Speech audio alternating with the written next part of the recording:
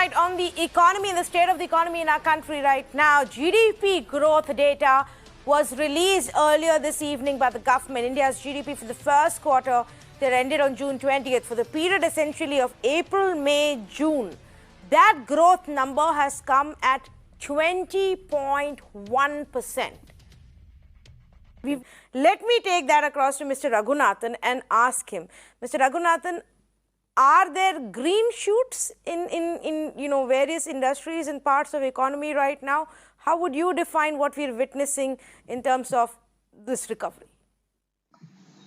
Tanvi, good evening. On the face of it, this is a very encouraging news. But when you go deeper into it, there are 2-3 things which you need to remember. The April, May, June were under lockdown or more severe impact of the COVID-2, where the expenditures on healthcare became very, very high. And the second point you must know is the cost of raw materials, whether it is steel, whether it is construction, whether it is petroleum products, everything has gone up by 35 to 75% in the last 1 year. If you're comparing this Q1 GTB with the last year's Q1, then there is a price increase of 30 to 45% to 50%. You must remember that. The corporates, the financial institutions like banks have posted huge profits. There are a lot of investments that have come into the startup enterprises. Valuations have played a game, and the share market has grown tremendously higher. But look at the micro entrepreneurs. Small micro businesses have been the worst hit right from the demonetization times. And there is no exceptions. Let me list out to you where these micro entrepreneurs are currently largely employed, and the informal employment is largely available, who are not under the radar of any of the statistics you and I can talk about. Yeah.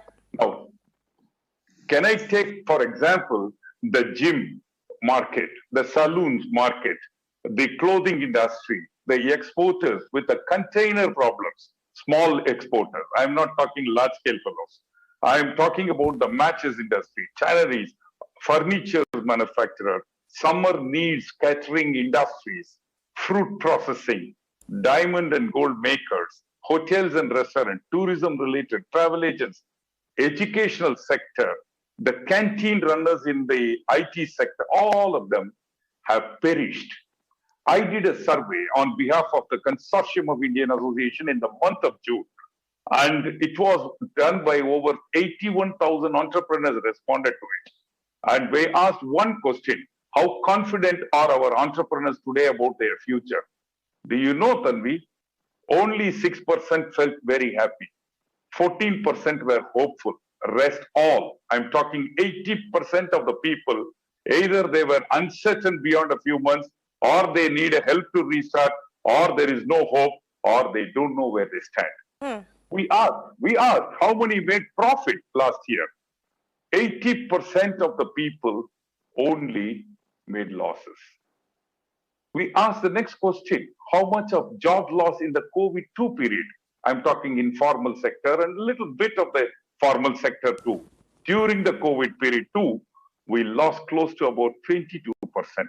COVID-1, we lost 37%. COVID-2, we lost 22%.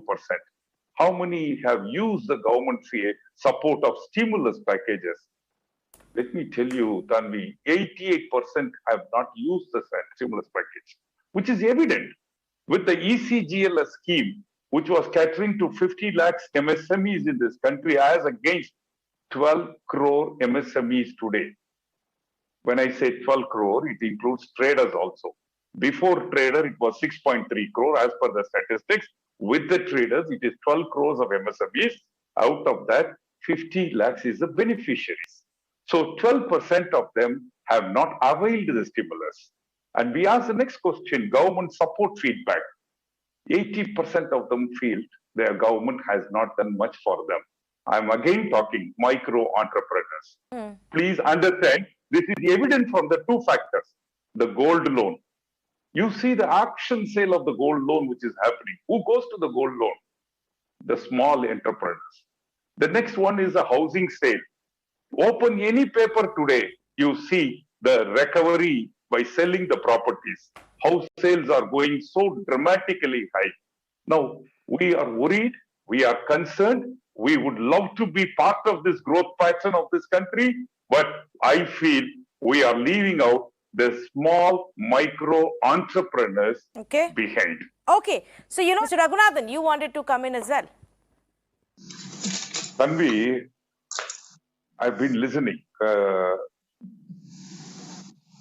If you assume the economy is coming back to a weak-shaped recovery, then it is time for us to look after those who are left behind. Who are left behind?